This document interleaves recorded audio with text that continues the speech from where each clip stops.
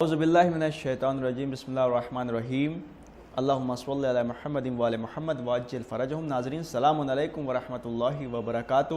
میں آپ کا میزبان سید رضوان نقوی آج ایک بار پھر حاضر خدمت ہوں جی ہم انہوں نے پروگرام عظمت ماہ رمضان لے کر۔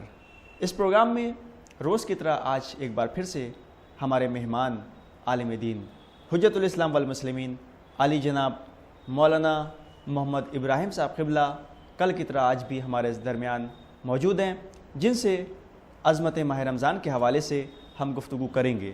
قبلہ السلام علیکم۔ السلام ورحمۃ اللہ وبرکاتہ۔ آج پھر سے آپ کا استقبال ہے اور خیر مقدم ہے حسینی چینل کے اسٹوڈیو میں۔ بہت شکریہ آپ کا، آپ تشریف لائے۔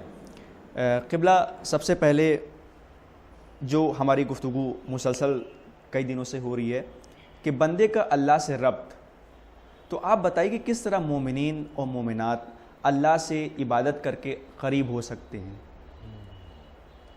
بسم اللہ الرحمن الرحیم ونستعین وهو خیر المعین۔ بندہ خدا سے جب قریب ہوگا، قریب ہونے کا جو راستہ و ذریعہ بتایا ہے ہمارے ائمہ معصومین نے، وہ عبادت۔ بے شک، بالکل۔ عبادت کے ذریعے سے ہی بندہ خدا سے قریب ہو سکتا ہے۔ اب جیسا کہ مسلسل عرض کیا جا چکا، میں دوبارہ اس کی طرف متوجہ نہیں ہونا چاہتا۔ عبادت صرف نماز اور روزے کو ہی عبادت نہ سمجھے انسان جی کہ عبادت کا جو مفہوم ہے وہ بہت ہی وسیع مفہوم ہے۔ مطلب نماز روزہ عبادت ہے، مگر خالی یہیں پہ رکا نہیں جائے گا بلکہ اور آگے بھی بڑھا جائے گا، بہت ساری عبادتیں ہیں۔ جی، یہاں پر بیان فرمایا آپ۔ جی، مثلا مثال طور پہ یتیموں کی پرورش کر کے، بے شک بے شک، بالکل۔ بیواؤں کو خیال رکھ کر کے، ہاں جی، اس سے بھی انسان خدا سے قریب ہو سکتا ہے۔ ہاں بالکل بالکل، بے شک۔ اپنے پڑوسیوں کا خیال رکھتے ہوئے کسی یتیم بچے کی ہاں پرورش کی ذمہ داری لے کر کے، واہ واہ واہ، بالکل۔ یہ وہ کام ہے جو خالصتاً للہ ہے۔ ہر وہ کام جو خالصتاً اللہ ہو، انسان اس کام کو انجام دیتا ہے تو قرب الہی حاصل ہو جاتا ہے۔ اچھا، عبادت کے ذریعے سے ہی انسان اللہ سے قریب ہو سکتا ہے۔ اچھا، خصوصاً آج کل ماہ مبارک رمضان میں جیسا کہ دیکھا گیا کہ لوگ روزہ افطار کرتے ہیں، تو آپ یہ بتائیے کہ اگر وہ اپنے ساتھ وہ غریبوں کو بھی افطار کراتے ہیں، کچھ یتیم بچوں کو کرا دیں، ٹھیک ہے، کچھ جو ہے اور جو جن کے پاس فائنینشلی جو پرابلم میں ہیں ان کی مدد کر دیں، تو کتنا زیادہ ثواب ہوگا اس سے؟ جی، میں نے عرض کیا تھا کہ اگر کوئی انسان کسی مرد مومن کو افطار کروا دے تو ایک غلام کے آزاد کرنے کا ثواب ہے۔ بالکل۔ کیا کہنا اگر کوئی غریب، فقیر، مسکین، یتیم، بیوہ اور خاص کر کے ماہ مبارک رمضان میں جو ہے افطار کروائے، یا افطار کا سامان ان کے گھر پہنچوا دے، یا راشن بھجوا دے پورے ماہ مبارک میں، یا اس کے لیے کپڑے اور کھانے پینے کا اہتمام کرا دے، تو کیا کہنا، بے شک ثواب عظیم رکھتا ہے۔ یہی وہ اسباب ہیں کہ انسان اللہ سے قریب ہوتا چلا جائے گا۔ اچھا، جی۔ اچھا جناب، شفیع روز جزا احمد مجتبی حضرت محمد مصطفیٰ صلی اللہ علیہ وآلہ وسلم نے جو رمضان مبارک سے پہلے یعنی شعبان کے آخری میں جو خطبہ شعبانیہ دیا ہے، وہ بہت ضروری ہے اور ہمارے ناظرین کے لیے بہت ہی ضروری ہے، آپ وہ ضرور بیان فرما دیں۔ بسم اللہ الرحمن الرحیم۔ یہ خطبہ شعبانیہ جس کے متعلق روایت یہ ہے کہ 29 شعبان 28 شعبان یعنی رمضان سے پہلے پیغمبر اسلام حضرت محمد مصطفیٰ صلی اللہ علیہ وسلم نے یہ خطبہ دیا، جس میں ارشاد فرمایا کہ یا ایھا الناس قد اقبل الیکم شہر اللہ بالبرکت والرحمت والمغفرہ۔ بے شک، اللہ اکبر۔ کہ اے لوگو، اللہ کا مہینہ برکت، مغفرت اور رحمت لے کر تمہارے پاس آ چکا ہے۔ سبحان اللہ۔ اور اس مہینے کی فضیلت کے لیے آپ نے یہ فرمایا شہر عند اللہ افضل الشہور، یہ وہ مہینہ ہے جو تمام مہینوں سے افضل ترین مہینہ ہے۔ واہ، سبحان اللہ، سبحان اللہ، بے شک۔ جتنے اور 11 مہینے ہیں، ہر ایک مہینے کو پر اس ماہ مبارک کو فضیلت عظیم ہے۔ یعنی کہ رسول اکرم صلی اللہ علیہ وسلم ارشاد فرما رہے ہیں، لوگوں کو بتا رہے ہیں۔ اچھا، ماشاءاللہ، سبحان اللہ۔ اور فرمائیں کہ شہر اللہ، جی، یہ جو افضل الشہور، یہ جو مہینہ ہے یہ تمام مہینوں سے افضل ترین مہینہ ہے۔ اچھا، یہی وجہ ہے کہ اس مہینے کی فضیلت کے لیے ماہ مبارک رمضان کی فضیلت کے لیے جو کہا جاتا ہے، اور پیغمبر نے خود جو حدیث فرمائی ہے کہ من قرأ فیہ آیۃ من القرآن کتب لہ اجر مثل من ختم القرآن غیرہ من الشہور۔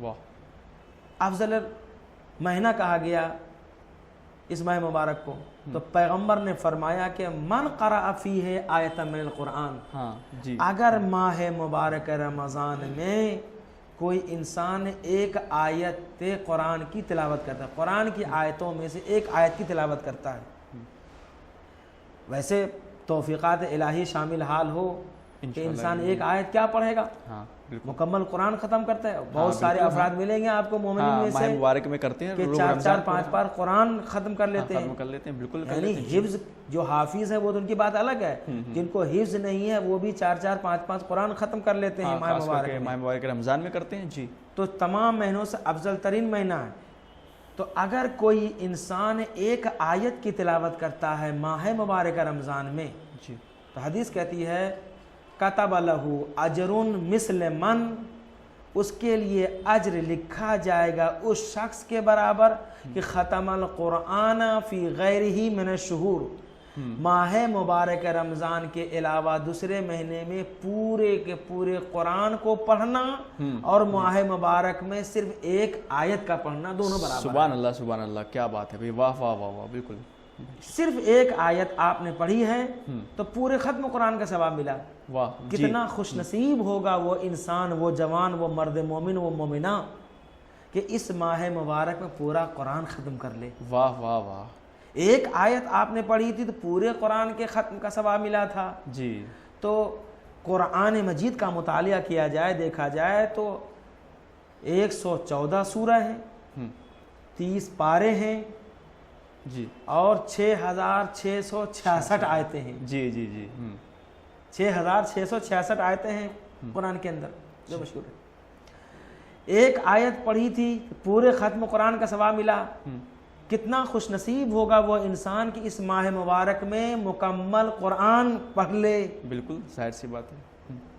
تو کتنے قرآن کا ثواب ملے گا ان کو؟ ایک آیت کے بعد پورے ختم قرآن کا ثواب، تو پورا قرآن پڑھ لیتا ہے، 6666 آیتیں پڑھ لیتا ہے، تو اس کا مطلب یہ ہے کہ 6666 آیتوں کا ثواب نہیں ملے گا، 6666 ختم قرآن کا ثواب ملے گا۔ واہ واہ واہ، سبحان اللہ سبحان اللہ، بے شک، کتنا خوش نصیب ہوگا وہ انسان۔ خدا توفیقات میں اضافہ کرے الہی آمین۔ کہ اس ماہ مبارک میں ہمارے نوجوان، خاص کر کے بچے اور بچیاں، مکمل قرآن پڑھے، جی، توفیقات ختم کرے، دوسری مرتبہ پھر شروع کرے، ختم کرے۔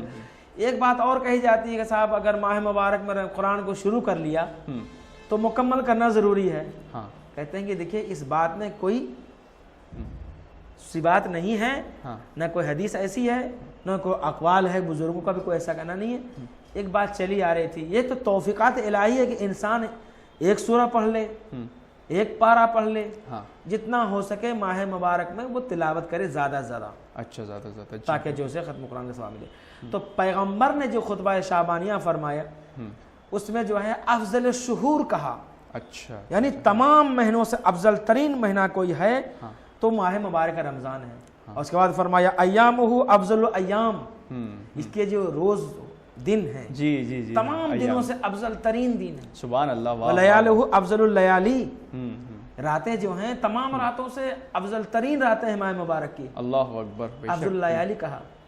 اور اس کے بعد فرماتے ہیں وَالسَّاعَةِ ہی افضل الساعات، واہ، اس کی جو گھڑیاں ہیں سبحان اللہ، بے شک، افضل الساعات، تمام ساعتوں میں سے افضل ساعت۔ اس کے بعد خود پیغمبر فرماتے ہیں السلام علیک یا شہر اللہ الاکبر، واہ واہ واہ، اے اللہ کا سب سے بڑا مہینہ تمہارے پر میرا سلام ہو۔ اف، رسول اکرم نے سلام جی، 12 مہینوں میں سب سے بڑا مہینہ کون ہے؟ کہا کہ رمضان المبارک ہے، مبارک، واہ واہ واہ، رمضان مبارک ہے۔ اور تاکید سے آپ نے فرمایا کہ رمضان کو رمضان نہ کہا کرو جی، ہاں، کہ رمضان آیا اور رمضان چلا گیا۔ جی جی، یہاں پر آپ کو ایک روک کے معافی چاہتا ہوں، بات کہنا چاہتا ہوں کہ ہمارے کچھ ایسے بچے ہیں کہ جو رمضان کہتے ہیں، تو رسول اکرم نے یہی فرمایا، بھی آپ بیان فرمائیں گے کہ اس کو خالی رمضان نہ ہو، بلکہ یہ شروع میں کچھ اس کے لگاؤ، جیسے رمضان المبارک، ماہ سیام، رمضان المبارک، اسی طرح اس کے آگے پیچھے کچھ القاب لگاؤ، خالی اس کو رمضان کہے کہ اس کی بے حرمتی نہ کرو، بلکہ رمضان المبارک ماہ سیام جی افضل الشہور. جی ہاں ارشاد فرمایا آپ. تو حکم یہ ہے کہ جی یہ مت کہو کہ رمضان آیا اور رمضان گیا. ہاں ہاں بالکل. رمضان ہوا اسم من اسم اللہ تعالی. واہ واہ واہ بالکل. خدا کے جو 99 نام لکھے ہوئے ہیں ان اسماء میں دیکھیں گے تو رمضان بھی آپ کو ایک نام مل جائے گا. جی کہا کہ یہ رمضان جو ہے اللہ کے ناموں میں سے ایک نام ہے. سبحان اللہ سبحان اللہ. واہ لہٰذا یہ مت کہا کہ رمضان آیا رمضان چلا گیا، بلکہ کہا کہ رمضان المبارک. واہ واہ واہ بے شک. رمضان المبارک کے نام سے یاد کیا کرو. تو پیغمبر اسلام نے اس رمضان المبارک کو خود سلام کہا. کس انداز سے؟ السلام علیک یا شہر اللہ الاکبر بے شک وعید اولیاء الاعظم. اس ماہ مبارک کو اولیاء خدا کے لیے عید قرار دیا ہے. واہ. اولیاء خدا جو اللہ کے دوست ہیں، جی کہا کہ ان کے لیے یہ ماہ مبارک عید ہے. بے شک. اور آپ جو ہیں 29 روزے 30 روزے مکمل کرنے کے بعد جو آخر میں عید مناتے ہیں. ہاں ہاں جی. اور عید کے بھی معنی آپ کو معلوم ہونا چاہیے عید کے معنی کیا ہے. جی جی جی. عید کہتے کسے ہیں؟ جی جی جی بالکل. عید کے لغوی اور ڈکشنری معنی اگر دیکھیں گے آپ، جو پلٹ پلٹ کر کے بار بار آنا، عادہ یعیدو سے بنا ہے. عادہ یعیدو سے بنا. جی ہاں عید پلٹ کر. اس سال آپ نے عید منا لی ہے، آنے والے سال بھی عید منائیں گے. بالکل. مسلسل یہ سلسلہ ہے. اس لیے عید کا معنی ہی ہے یہی ہے، پلٹ کر آنا. جی بار بار پلٹ پلٹ کر کے آنا. جی. اور یہاں سے ایک بات اور بھی نکلی کہ مولا متقیان حضرت علی بن ابی طالب علیہ السلام نے فرمایا کہ عید کے رمضان کے بعد جو عید آتی ہے اس کے بارے میں یہ فرمایا کہ دیکھو ہر وہ دن کہ جس دن تم سے گناہ سرزد نہ ہو سمجھو وہی تمہارے لیے عید کا دن ہے. یعنی یہ ضروری نہیں کہ عید جب آئے گی تو اب تو آئے گی، لیکن آج اگر ہم سے کوئی گناہ سرزد نہ ہوا دن بھر میں تو آج ہی میرے لیے عید کا دن ہے. جی ارشاد فرمایا آپ. جی تو سوال یہ ہے کہ ہم 29 یا 30 روزے مکمل کرنے کے بعد عید کیوں مناتے ہیں؟ جی جی. کون سا خزانہ ہاتھ لگ گیا جو ہم خوشی مناتے ہیں، ایک دوسرے کو مبارکباد پیش کرتے ہیں، گلے لگتے ہیں، سویاں شیرینی تقسیم کرتے ہیں؟ وجہ کیا ہے؟ کہا کہ یہ آپ نے رمز کو چونکہ درک کر لیا ہے. جی. یعنی سارے کے سارے گناہ جو تھے ہمارے دھل گئے، ختم ہو چکے ہیں. رمز کو ہم نے درک کر لیا. اب ہم پاک و پاکیزہ، صاف و ستھرا، طیب و طاہر ہو گئے. اس بات کے اوپر ہم ایک دوسرے کو مبارکباد پیش کرتے ہیں. اچھا اس لیے عید جو ہم لوگ مناتے ہیں. جی یہ خوشیاں مناتے ہیں. خوشیاں مناتے ہیں. ہاں بالکل. کس چیز کی خوشی؟ کہ ہم گناہوں سے بالکل پاک ہو چکے ہیں. سفینۃ البحار کی جو حدیث ہے، جی جیسا کہ آپ نے بتایا کہ عید جی کسے کہتے ہیں، تو پیغمبر کے حوالے سے سفینۃ البحار کے اندر روایت ہے کہ الیوم لنا عید وغدا لنا عید وکل یوم لا نعصی اللہ فہو لنا عید. ہمارے لیے تو آج بھی عید کا دن ہے، کل بھی عید کا دن ہے، بلکہ ہر وہ دن عید میں شمار ہوتا ہے جس دن انسان سے کوئی گناہ نہ ہو. سبحان اللہ سبحان اللہ. بے شک بالکل. تو اولیاء اعظم کے لیے پیغمبر نے کیا فرمایا؟ وعید اولیاء الاعظم. یہ ماہ مبارک جو ہے اولیاء خدا کے لیے عید کا دن ہے. جی بالکل. اور اس کے بعد کیا فرمایا؟ فیہ لیلۃ القدر التی ہی خیر من الف شہر. واہ. کہ اس کے اندر جو ہے ایک لیلۃ القدر بھی ہے. جی شب قدر. جی جو الف شہر سے بھی بہتر ہے، 1000 راتوں مہینوں سے افضل ہے. بالکل. وشہر عظیم دعیتم الی ضیافۃ اللہ. یہ وہ عظیم مہینہ ہے جس میں جو ہے پروردگار عالم اپنے بندے کو دعوت دیتا ہے. یعنی ماہ مبارک میں بندہ جو ہوتا ہے مہمان ہوتا ہے، خدا خود میزبان ہوتا ہے. سبحان اللہ سبحان اللہ. اتنا رتبہ اللہ نے دیا اپنے بندے کو. اور اس کے بعد جو ہے اسی ماہ شعبان کے متعلق، رمضان مبارک کے متعلق جو ہے خطبہ شعبانیہ میں فرمایا آپ نے. بہت طولانی و تفصیلی خطبہ ہے جی کہ میں آپ کو مختصر کر کے کرنا چاہتا ہوں. کہ فرمایا کہ انفاسکم فیہ تسبیح نومکم فیہ عبادہ. اگر اس جملے کو پر غور کیا جائے کہ ماہ مبارک کی فضیلت کیا ہے؟ جی انفاسکم فیہ تسبیح. روزے کی حالت میں انسان سانس لیتا ہے، وہ سانس بھی رائے گاہ نہیں جاتی. جی بلکہ پیغمبر نے فرمایا انفاسکم فیہ تسبیح. ماہ مبارک رمضان میں روزے دار کا سانس لینا بھی تسبیح میں شمار ہوتا ہے. سبحان اللہ. واہ واہ واہ. بالکل. اب ظاہر سی بات ہے کہ ایک صحت مند انسان کتنی مرتبہ سانس لیتا ہوگا. جی جی ظاہر سی بات ہے. بہت بار میڈیکل اور سائنس کے اعتبار سے دیکھا جائے تو انہوں نے کہا کہ ایک صحت مند انسان 1 منٹ میں کم سے کم 18 مرتبہ سانس لیتا ہے. 18 مرتبہ جی 18 مرتبہ سانس لیتا ہے. کم و بیشی ہو سکتی ہے لیکن یہ کہ جو عام طور پہ ایک صحت مند انسان کے لیے 18 مرتبہ کم سے کم سانس لیتا ہے. تو آپ یہیں سے شمار کر لیجئے کہ 1 منٹ میں 18 مرتبہ وہ سانس لیتا ہے تو 1 گھنٹے میں کتنی مرتبہ سانس لے گا؟ ہاں ظاہر سی بات ہے. اور اب اس مرتبہ جو رمضان مبارک کا جو ہے 3:30 بجے تو آپ کو جو ہے کھانا پینا ترک کر دینا ہے. ہاں جی. اور اس کے بعد جو ہے افطار کرنا ہے 7:20 پہ 7:30 بجے. ہاں ہاں 3:30 سے 7:30 بجے شام تک لگا لیجیے کتنے گھنٹے ہوئے. کتنی مرتبہ وہ سانسیں لے رہا ہوگا. جی جی جی تو یہ عظیم عبادت ہے کہ روزے دار کا سانس لینا بھی عبادت میں شمار ہوتا ہے. بے شک بے شک بالکل بالکل. اور اس کے بعد فرمایا نومکم فیہ عبادہ. کیا کہنا اس ماہ مبارک رمضان کی فضیلت کے بارے میں پیغمبر نے فرمایا نومکم فیہ عبادہ. انسان کچھ نہیں کر سکتا ہو ماہ مبارک میں، سو تو سکتا ہے. واہ. یہ روزہ دار کام کرتے کرتے قرآن کی تلاوت کرتے کرتے دعا پڑھتے تو روزہ رکھ کی حالت میں جو ہے تھک جاتا ہے، نکاہت طاری ہو جائے، چلنے پھرنے قوت نہیں، کمزوری پیدا ہونے لگتی ہے بسا اوقات. تو انسان تھک کر کے بیٹھ جائے اور اس کے بعد جو ہے اور مزید آرام کرنے کے لیے چاہتا ہے سو جائیں. اگر وہ سانسوں پہ سانسیں لے رہا ہے تسبیح، اگر نیند آ جائے، ایک عبادت تو ہے تسبیح لینا اور اس کے بعد جو نیند کا آنا، فرمایا نومکم فیہ عبادہ. روزے دار کا سو رہنا بھی عبادت میں شمار ہوتا ہے. سبحان اللہ. بھائی جتنی بھی عبادتیں ہیں آپ دیکھ لیجئے، ذرا سا اگر توجہ ادھر سے ادھر ہو گئی نماز باطل. نماز میں ہاں جی بالکل. انسان وضو کر کے بیٹھا، جھپکی آ جائے بس، ہاں بالکل، آنکھ اور کان پہ غالب آ جائے نیند، وضو باطل. وضو باطل تو نماز باطل. جی. اچھا نماز کی حالت میں جو انسان ذرا سا ایسی چیز کو ارکان کو بھول دے، واجبات ارکان کو فراموش کر دے، توجہ جی وہاں سے ہٹ جائے تو نماز باطل ہو جائے گی. یعنی جتنی بھی عبادتیں ہیں ساری کی ساری عبادتوں میں توجہ کی شرط ہے. بے شک بے شک بالکل. ہاں عقل و شعور کی شرط رکھی گئی ہے. واحد تنہا یہ روزہ عبادت ہے جس کے اندر جو ہے شعور و توجہ کی شرط نہیں ہے. انسان اگر سو بھی جاتا ہے تھک کر کے تو پیغمبر نے فرمایا کہ نومکم فیہ عبادہ، تمہارا سو رہنا بھی عبادت میں شمار ہوتے رہتا ہے. یعنی اگر روزے کی حالت میں انسان سو بھی جاتا ہے تو وہ بھی عبادت میں، اور اگر سانس لے رہا ہے تو وہ بھی تسبیح کا ثواب رکھتا ہے. بے شک. اس سے بڑھ کے اور اگر ایک آیت کی تلاوت کر رہا ہے تو سوچے پورے ختم قرآن کا ثواب ملتا ہے. کتنی بڑی فضیلت کی بات ہے.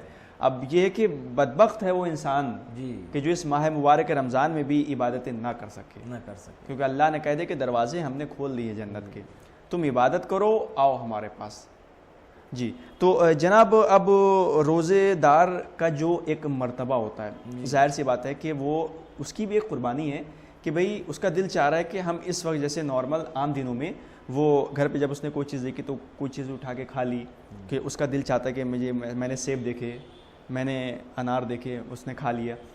جب اللہ کا حکم آیا کہ صبح صادق سے لے کر جب جو سحری ہے، سحری کا وقت جہاں سے شروع ہوتا ہے وہاں سے لے کے افطار تک، مغرب کے بعد افطار تک جو ٹائمنگ ہے روزے کی، اس کے بیچ میں تمہیں کچھ کھانا پینا نہیں ہے. تو اللہ کے حکم سے اس بندے نے اللہ کی بات مانی اور کچھ کھایا پیا نہیں. دل چاہ رہا ہے جب روزہ جو قریب ہوا، دل چاہ رہا ہے مگر کچھ کھایا پیا نہیں. کیوں؟ کیونکہ اللہ کا حکم ہے.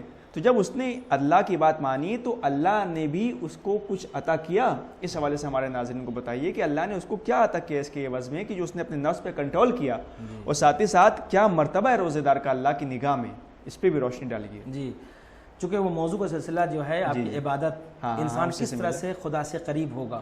جی بالکل. دیکھیے سب سے پہلی بات تو یہ ہے کہ ہمارے پاس ٹھنڈا پانی موجود ہے، بہترین لذیذ کھانا موجود ہے، سب کچھ گھر کے اندر سب چیز مہیا ہے. جی جی جی. دروازہ بند ہے، ہم چاہے تو کھا بھی سکتے ہیں، پی بھی سکتے ہیں، تمام چیزوں کو استعمال کر سکتے ہیں. یہی کہنے کا مطلب تھا. لیکن ہم ان تمام چیزوں کو استعمال نہیں کرتے ہیں. جی کیوں؟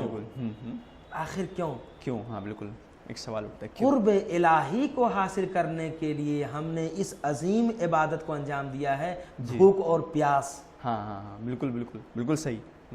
ہم ساری چیزیں ہمارے اختیار میں ہونے کے بعد بھی ہم خالصتاً للہ ان تمام چیزوں کو استعمال نہیں کرتے ہیں رضائے الہی کے لیے، اللہ کی رضا کے لیے. ہاں بالکل اللہ کی رضا کے لیے بالکل. جی استعمال نہیں کرتے ان چیزوں کو.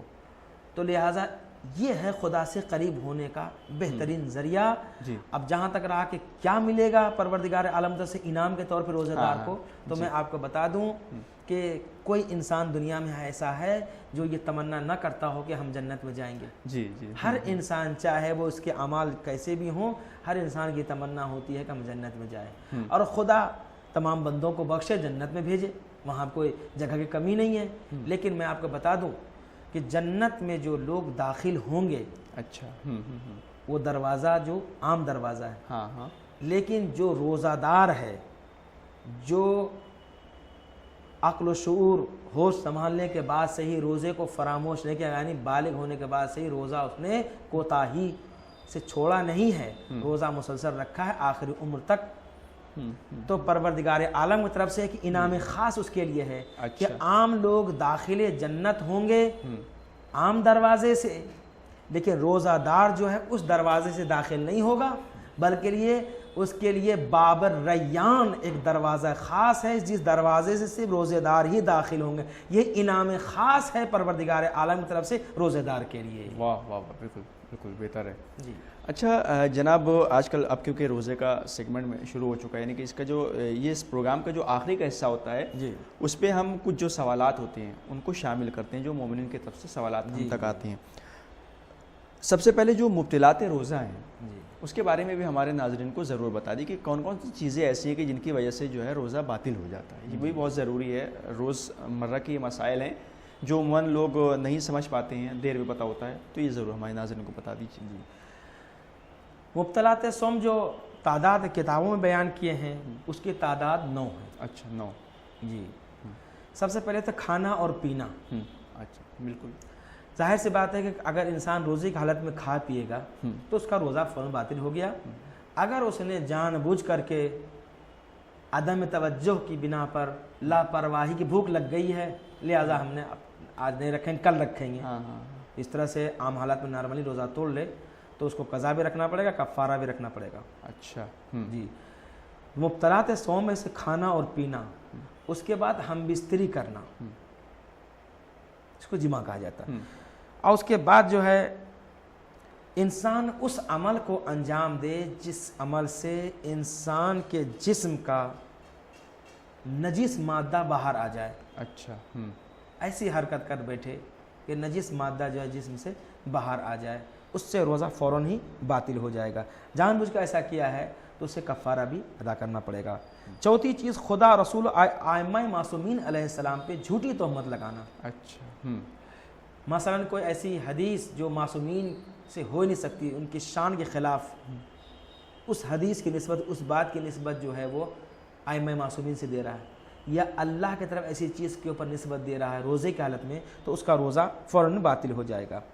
اس کے بعد 5واں, گرد و غبار کو حلق تک پہنچانا.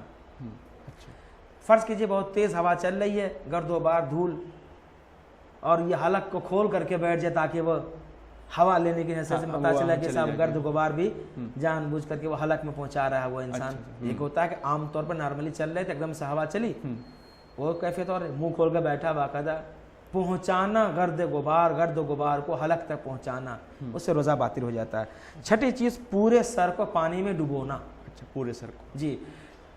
گھر کے اندر تو ممکن نہیں ہے کہ وہ انسان حوض میں نہا رہا ہے, ندی میں نہا رہا ہے, گومتی میں جا کر نہا رہا ہے, نہانا منع نہیں ہے, لیکن پورے سر کو پانی میں نہیں ڈبوا سکتا وہ. اچھا. روزے کی حالت میں. روزے کی حالت میں اگر روزے کی حالت میں اپنے گھر کے اندر جو حوض بنا رکھا ہے, اس حوض کے اندر بھی پورے سر کو پانی میں ڈبو دیتا ہے, تو اس سے روزہ اس کا باطل ہو جاتا ہے.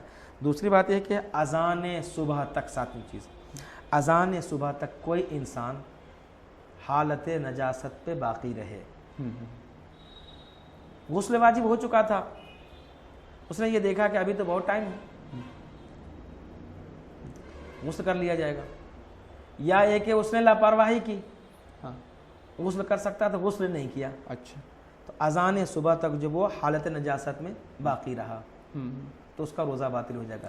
روزے کو بچانے کے لیے جو ہے اگر پانی موجود نہیں ہے یا پانی ہے, اس کے لیے ضرر واقع ہو جائے گا, نقصان پہنچ جائے گا, تو اس کو چاہیے کہ فوراً تیمم کر کے روزہ کو بچائے. اچھا. تیمم فریضہ اگر بن رہا ہے تو تیمم کر کے روزہ کو بچائے. لیکن اگر تیمم نہ کرے, اس حالت میں باقی رہتا ہے وہ انسان, تو اس کا روزہ باطل ہو جائے گا۔ اچھا اچھا، اس طرح سے عورتوں کا ان نجاست پہ اذان صبح تک باقی رہنا، یا یہ کہ روزے کی حالت میں ایام کا جاری ہو جانا، چاہے وہ افطار سے 10 منٹ پہلے کیوں نہ ہو، 5 منٹ پہلے کیوں نہ ہو، جو وقت شرعی لکھا گیا ہے، ایسے وقت میں ایام جاری ہو جائے تو روزہ اس کا باطل ہو جائے گا۔ یہ چیز بتائی میں نے۔ اس کے بعد 8ویں شے اور 9ویں شے۔ 8ویں شے عام طور پہ جو قبض کی وجہ سے جو ہے انسان ان سیال شے کو استعمال کرتا ہے جس سے قبض دور ہو جائے، روزے کی حالت میں اگر ان سیال شے کا استعمال کیا ہے اس نے تو اس کا روزہ باطل ہو جائے گا۔ دوسری بات یہ کہ سحر کے وقت اتنا انسان نے کھا لیا اب برداشت ہی نہیں ہو پا رہا، تو حلق میں انگلی ڈال کے چاہتا ہے وہ الٹی کریں اب تاکہ سکون ہو۔ ایک نارملی الٹی ہو جانا، ایک قصدن قے کرنا جان بوجھ کر کے، تو کہتے ہیں اس سے بھی جو ہے اس کا روزہ باطل ہو جائے گا۔ یہ 9 چیزیں ہیں جس سے انسان کا روزہ فوراً باطل ہو جائے گا اگر ان چیزوں کو انجام دیا ہے تو۔ اچھا، اب کچھ مسافر کے بارے میں بھی بات ہو جائے کہ جو مسافر ہے اس کا روزہ کیا ہوگا کہ نہیں ہوگا، یا کتنی مدت تک وہ یہاں ٹکے، اس کے بعد اگر باہر جاتا ہے یا کوئی باہر سے اگر یہاں آ رہا ہے تو اس حوالے سے آپ ہمارے ناظرین کو بتائیے کہ کتنی مدت ہے کہ جب جو ہے وہ روزہ جو ہے اس کا جو ہے تو وہ کمپلیٹ مانا جائے گا، اس حوالے سے بتائیے مسافر کے روزے کے بارے میں۔ سب سے پہلی بات میں آپ کو بتا دوں، مسافر کے روزے کی 4 صورتیں بنیں گی۔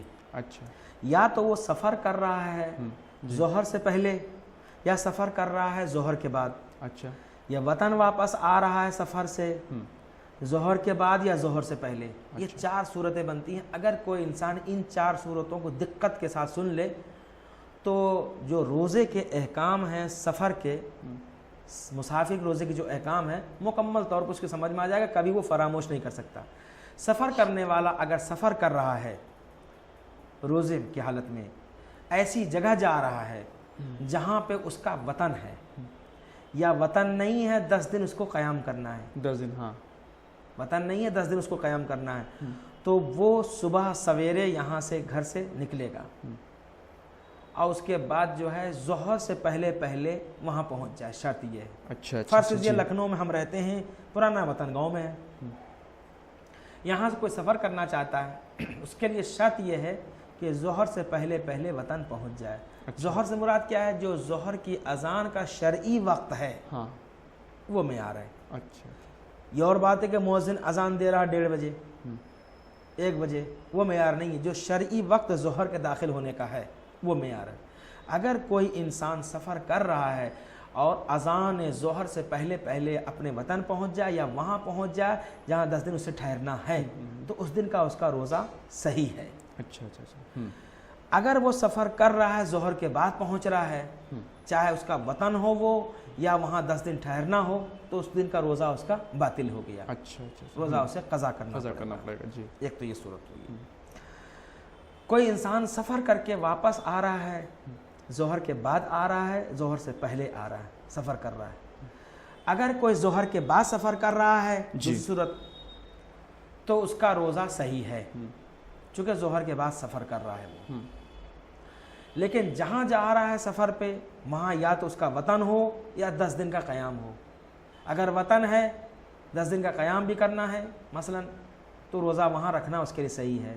وطن نہیں ہے 9 دن ٹھہرنا ہے تو وہاں اس کا روزہ صحیح نہیں ہے۔ اچھا اچھا اچھا، اب یہ دو صورتیں ہیں۔ اس کے بعد برعکس کیجئے، واپس آ رہا ہے انسان وطن، ظہر کے بعد آ رہا ہے، ظہر سے پہلے آ رہا ہے۔ اچھا، یہ بھی دیکھنا پڑے گا۔ ہاں جی، یہ 4 صورتیں جو بنیں گی۔ ظہر کے بعد واپس آ رہا ہے وطن سفر سے، ہاں، زور تو کے روزہ اس کا نہیں رہے گا۔ اچھا، یعنی کہ زور کے بعد اگر آ رہا ہو تو روزہ نہیں رہے گا، پہنچ رہا ہے ہاں، ظہر کے بعد روزہ اس کا باطل ہو جائے گا اچھا اچھا اس دن کا۔ یا ہے کہ ظہر سے پہلے آ رہا ہے ہاں، تو روزہ اس کا صحیح ہو جائے گا۔ اچھا اچھا، ہاں، یہ صورتیں ہیں جی جی جی جی، مسافر کے روزے کے اقسام جو بیان کیے ہیں۔ لیکن کوئی انسان اس خوش فہمی میں نہ رہے کہ ہم تو آج سفر کر رہے ہیں، اب وہاں جانے بعد روزہ ہمیں بھی نہیں رکھنا ہے، کہ جہاں جا رہا ہے ضروری جتنا ہو سکے انسان سفر سے بچے۔ جی، ہاں، لیکن سفر اگر ضروری ہی ہو کرنا تو کر سکتا ہے، لیکن اس کے لیے شرط ہے کہ گھر سے وہ جب نکلے گا سفر پہ، ایسا نہیں کہ گھر کے اندر جو ہے بیٹھ کے قاعدے سے کھا پی لیا، پیٹ بھر جائے چونکہ سفر میں جانا ہے. ہاں ایسا نہیں. تو یہ حکم شریعت ہے کہ انسان جس دن سفر پہ جائے گا سامان سفر کو ساتھ کھانے پینے کی چیزیں ساتھ لے گا، لیکن حد ترخص سے پہلے وہ کھانا استعمال نہیں کر سکتا. اچھا. ہاں. حد ترخص کے بعد، حد ترخص کیا چیز ہے؟ جہاں سے شہر کی اذان سنائی نہ دے. ہاں مطلب شہر سے باہر جانے لگے وہ، جی اس علاقے میں در و دیوار دکھائی نہ دے، مطلب کراس کر لے وہ. جیسے لکھنؤ تو لکھنؤ سے اتنا آگے چلا جائے کہ لکھنؤ بھی نہ رہے، وہ اس کے آگے والا شہر جو شمار ہو. حد ترخص میں شمار ہوتا ہے، عام طور پر کہا جاتا ہے. اگر اس انسان نے حد ترخص سے پہنچنے سے پہلے ہی افطار کر لیا، گھر سے نکلے پھر راستے میں ابھی حد ترخص پار نہیں کیا تھا، تو اسے جرمانہ دینا پڑے گا، روزہ قضا بھی رکھنا پڑے گا، کفارہ بھی کرنا پڑے گا. حد ترخص کے بعد اگر افطار کرتا ہے تو اس کو صرف قضا رکھنا پڑے گا. یہ ہے مسافر کے احکام جو میں نے آپ کی خدمت میں مختصر عرض کیا. اچھا جناب، بس وقت میرے پاس بالکل کم ہے، بس 1-2 منٹ ہیں. تو یہ شب 14 کے جو اعمال ہیں، کس طرح سے 14 کی تیاری کی جائے گی؟ مطلب کل کے بارے میں جو تیاری کی جائے گی شب 14 کے اعمال، وہ ہمارے ناظرین کو بتائیے مختصر سے الفاظ میں. اعمال کے سلسلے میں جو ہے، جو غسل کے بتایا میں نے، مسلسل جو ہے وہ غسل ان شبوں میں جو ہے کرنا ہے، وہ جو سنت میں شامل ہے. اس کے بعد انسان جو بالکل فراغت پا جائے، جو مخصوص نمازیں اس کے اندر 4 رکعت نماز ادا کرنا ہے. اور اگر کوئی تفصیلی کوئی دعا بھی دیکھنا چاہتا ہے تو مفات الجناح تحفۃ العوام جو دعاؤں کی کتاب ہے اس میں جا کر کے وہ دیکھے، وہ دعا بھی ان کو مل جائے گی، اور مختصر سے اعمال بھی وہ ہے، کوئی مشکل نہیں. اللہ انشاءاللہ ان کتابوں پہ وہ رجوع کرے جس وقت وہ پڑھنے لگے، انشاءاللہ وہ مسئلہ حل ہو جائے گا. ٹھیک ہے قبلہ، بہت بہت شکریہ آپ کا، بہت بہت شکریہ. تو یہ تو تھے حجت الاسلام والمسلمین علی جناب مولانا محمد ابراہیم صاحب قبلہ، جو پروگرام عظمت ماہ رمضان کے حوالے سے گفتگو فرما رہے تھے. اب اپنے میزبان سید رضوان نقوی کو دی اجازت، اس امید کے ساتھ کہ کل پھر اسی وقت آپ سے ملاقات ہوگی. آپ دیکھتے رہیے حسینی چینل. خدا حافظ. السلام علیکم ورحمۃ اللہ وبرکاتہ. خدا نگہبان.